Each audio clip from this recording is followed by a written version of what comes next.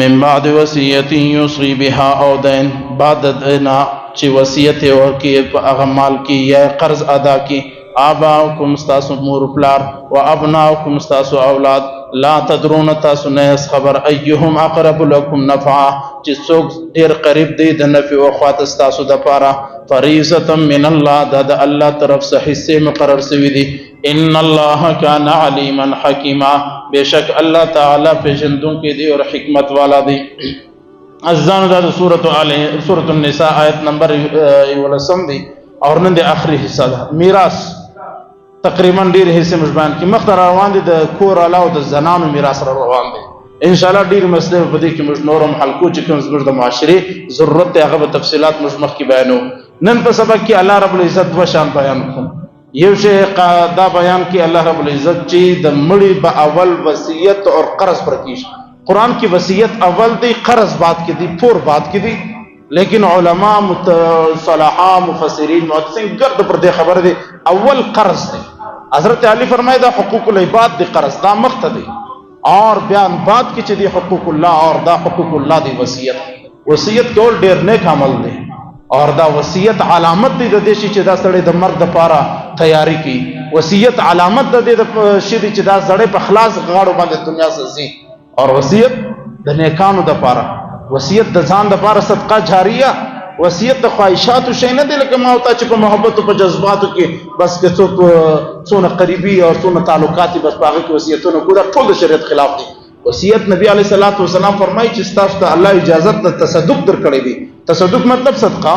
ته چې وصیت کې 10 ځای وکړه چې الته صدقه جاریه په تفسیر روانه ستا قبر په شایسته.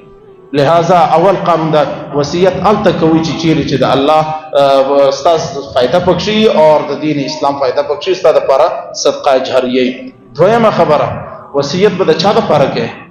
لا وصیت لوارث، وصیت به د هغه سړي لپاره کې چې ستا وارث نه. انن ګوره چې زوی ته لپاره وصیت، څلور زامن دي، یو زوی لپاره وصیت کی، وارث لپاره وصیت کیږي نه. دا هر ځای چې جنگونه د زما واستو ماجره خطونه راخستي، دا یې ماجت نه راغلي چې دا وګوره مفتی صاحب زما پلار زما په باره کې وصیت کړی دی. ته پلار زوی وارث، قرآن ستا حصه مقرر کړی ده، ته وراثت کې وصیت څنګه غواړې؟ په وراثت کې وصیت نشي کېدلی. یو سړی وراثت معلوم اخلي، وصیت معلوم اخلي، دا درست نه دی. لا وصیت لوارث قانون په ذهن کې شعر دی. کم سړی چې وارث دی هغه د وصیت حقدار نه دی. اور وصیت پورا بنگلا پلار پر نوم راړولې ده، او جی پورا جائیداد پلار پر نوم راړول دی. قطعا پلار نشي راړولای. 3 حصے به مال کیږي، په یو حصہ کې د وصیت اجازه شته. ما درتول په 300 کې په 100 روپے کې اجازه لري، په 3 لک کې په 1 لک کې اجازه لري.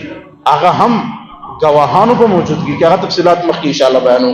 لہذا د وصیت قانون اور دغه دادی چې هغه به اور ادا کېدل هم واجب دي.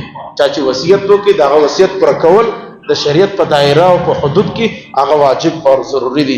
الله رب العزت په وصیت د ادا کول او د قرض ادا کول، د قرض اول دی اور وصیت بعد کې دی، دا ادا کول ضروری دي. مخکې الله رب العزت فرمایي چې تاسو نه اس خبر چې په تاسو کې تاسو قریبان کې کم یو تاسو ډیر ژر تاسو اولاد کې تاسو مور پلار تاسو د لپاره نفع بخش است، د لپاره فائدہ مند څوک دي؟ لا تدرون ایهم اقرب لكم نفعا، څوک فائدہ درسي؟ مور پلار که زامن په دې تی ناس خبر په دې ان الله کان علیما حکیما، په دې باندې الله رب العزت خبر دی چې تاسو دې د لپاره الله رب العزت مال تقسیم کړي میراث. اور دا څومره غټ قانون دی د اسلام. والله که یا په تورات کې دا قانون ستا، یا په انجیل کې ستا، یا په زبور کې ستا، یا په مځکه په اسمان کې دا قانون ستا چې الله دې حصے مقرر کړي. هر لور ته، هر زوی ته، هر کور والا او ورور خور ته الله رب العزت میراث په تقسیم کړ. په یو شریعت کې نشته، دا صرف د اسلام وقار او د اسلام کمال دی چې دا میراث الله رب العزت تقسیم کړی دی. الله ته معلومه چې دا خلک بیا پر یو فوټ باندې بلسته پتلونو سره کوي اور پر شی باندې برابرېږي، ځکه الله رب العزت دا میراث خپل تقسیم کی.